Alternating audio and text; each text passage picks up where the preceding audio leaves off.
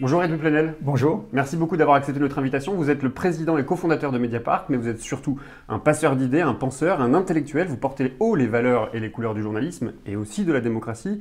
Alors quel autre regard est-ce que vous proposez aujourd'hui? Un regard d'inquiétude. J'espère qu'on va éviter le pire le dimanche 7 mai, mais le lendemain, pour tous ceux qui sont attachés aux idéaux d'émancipation, d'égalité, le plus dur reste à faire.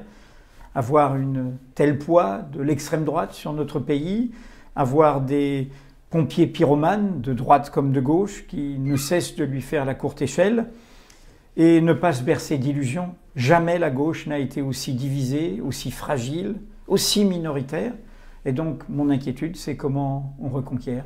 Alors il y a quelques mois, vous avez publié un ouvrage aux éditions Don Quichotte, il s'intitule « Dire nous ».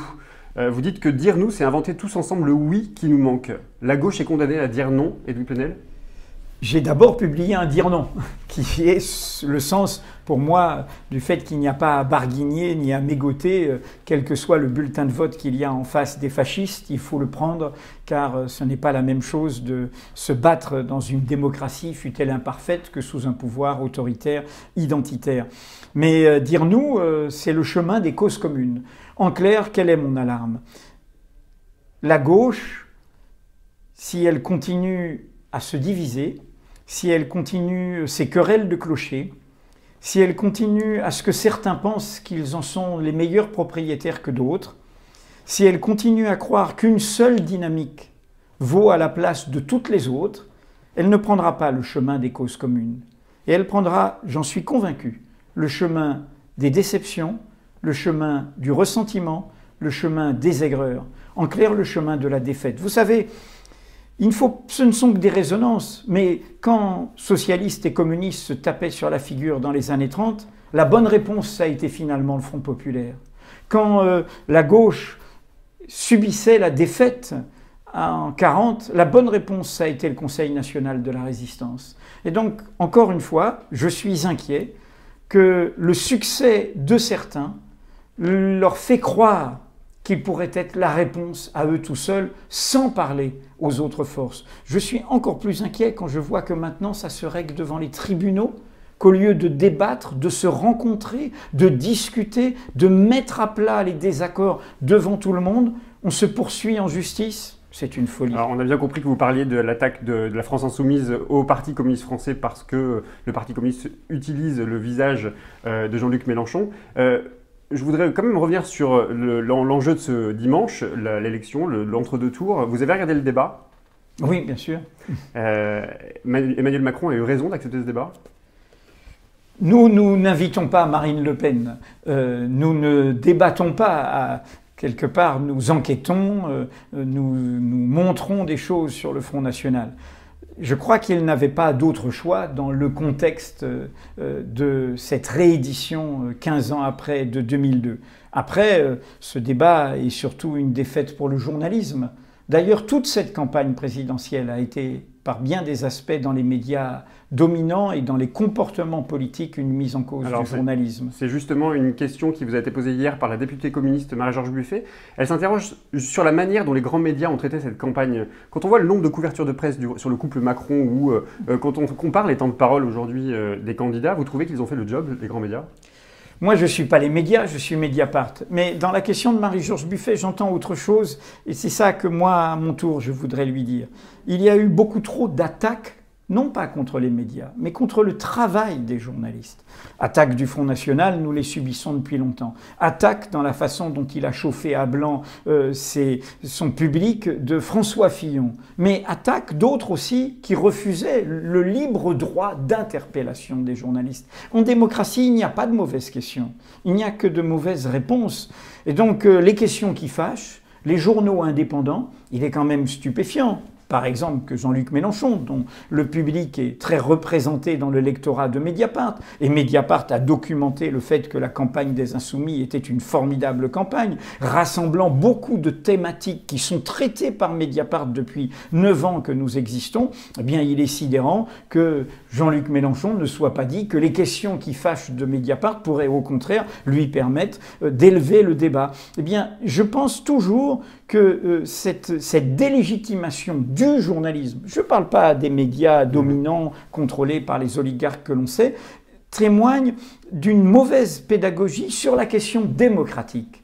On ne changera pas le monde sans exigence démocratique. Et dans l'exigence démocratique, la liberté de la presse, son pluralisme, sa diversité, pour moi, c'est plus important que le droit de vote. Car si je ne suis pas informé librement, je peux être aveugle, donc je peux voter pour mon pire malheur. Et vous interrogez sur les médias, les grands médias. Moi, j'aurais envie de vous poser la question sur le service public de l'audiovisuel. Vous trouvez qu'il a été à la hauteur de cette campagne ?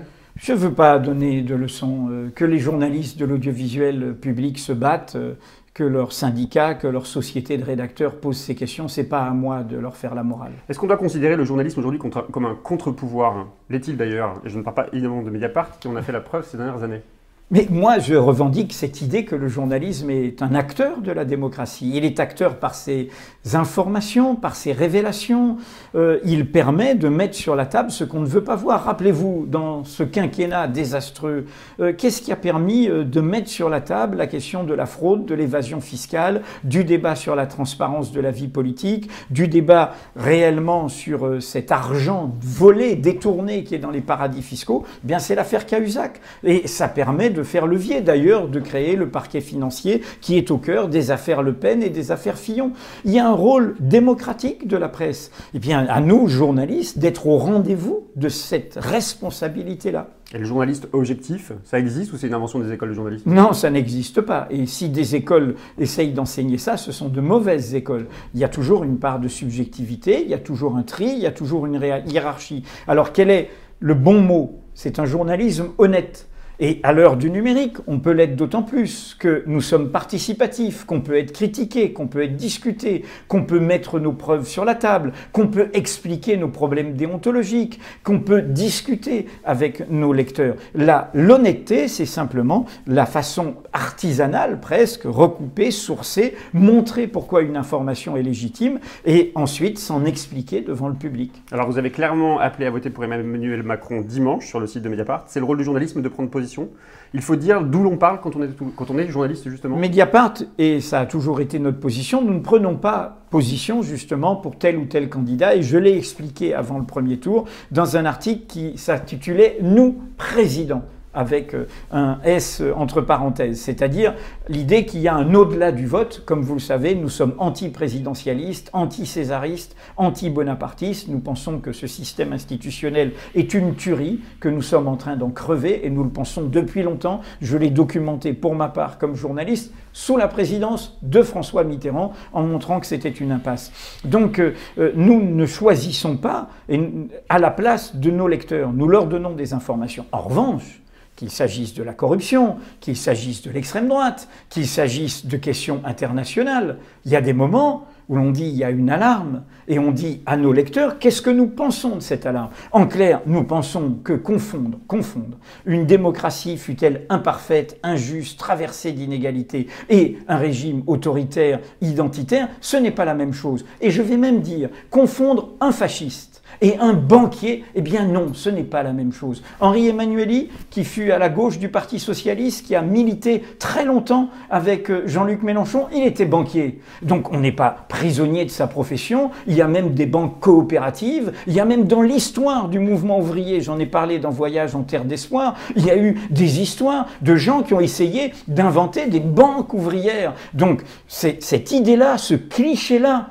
c'est vraiment une impasse. À ce moment-là, on ne fait plus les hiérarchies, on ne sait plus confondre entre un ennemi radical et un adversaire politique. Et pour moi, c'est la nécrose du sectarisme et de la confusion. Mais quand même, sur l'identité même du journaliste, quand on entend tous les jours les leçons d'économie de Dominique Seux sur France Inter ou de François Langlais sur France 2, vous ne pensez pas qu'il est important que l'on sache d'où parle le journaliste, qu'il dise d'où il parle ? Non, mais nous, on parle de Mediapart, qui est un journal participatif. Il marche sur deux jambes. Nous, on écrit ce qu'on écrit dans le journal.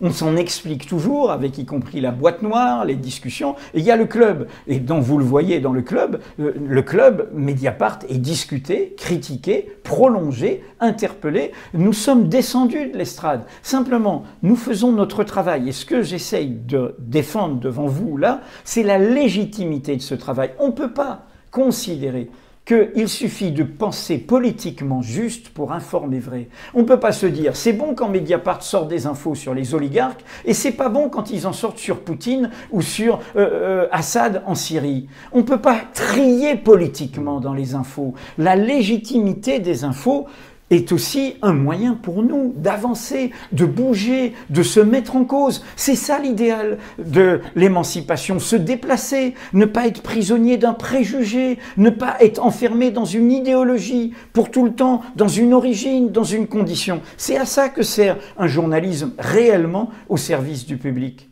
Alors dès lundi, qu'est-ce qu'il va changer pour Mediapart? Mais Mediapart, déjà aujourd'hui, mais lundi, Mediapart, comme je l'ai dit, est dans l'opposition. Mediapart, vous savez, quand j'ai dit qu'il fallait tourner la page de Nicolas Sarkozy, et donc, si on tourne la page de Sarkozy, eh bien, il fallait que son rival soit élu, son mot d'ordre était le changement, c'est maintenant, on a bien vu le résultat, j'ai tout de suite dit, pour nous, l'indépendance, c'est maintenant. Nous sommes indépendants. Et je le redirai, vous savez que et nous aurions invité n'importe quel des candidat en face de Marine Le Pen. Ça aurait été Jean-Luc Mélenchon, on lui aurait proposé de venir à Mediapart. Ça aurait été François Fillon, pareil. Car le vote dont va bénéficier Emmanuel Macron n'est pas un vote d'adhésion, c'est un vote démocratique. C'est un vote de principe. Et donc, nous allons l'interpeller, et nous allons l'interpeller donc vendredi 5 au soir, juste avant le vote, 15 ans après l'élection au second tour de Jacques Chirac le 5 mai 2002. Et je vais lui dire ça. Vous êtes dans un journal qui vous a critiqué pendant votre campagne et qui vous critiquera demain. C'est ça, la vitalité de la démocratie. Merci beaucoup, Édu Plenel. Lundi, je recevrai Clémentine Autain. Elle co-dirige la revue Regard avec l'historien Roger Martelly. Et elle viendra commenter les résultats de l'élection de ce dimanche. Vous avez une question pour elle? Clémentine, comment on fait pour rassembler tout le monde? Comment on fait pour se parler? On ne va pas continuer comme ça, où les gens ne décrochent pas le téléphone, ou regardez pendant l'entre-deux tours, même pas un seul appel. Il faut nous parler à nous. Vous vous êtes rencontrés, vous avez discuté, vous nous avez parlé tous ensemble. Non, éclatés, dispersés, comme des moineaux. C'est terrible cela, quand même. On est tous là. Et nous, on ne serait que des jouets, que des instruments. Soit je suis avec vous, et si vous n'êtes pas avec moi, vous êtes contre nous. Non, la France insoumise, sincèrement, ressaisissez-vous. Je transmettrai cette scène, cette colère, dès lundi. Merci beaucoup, Édu Plenel.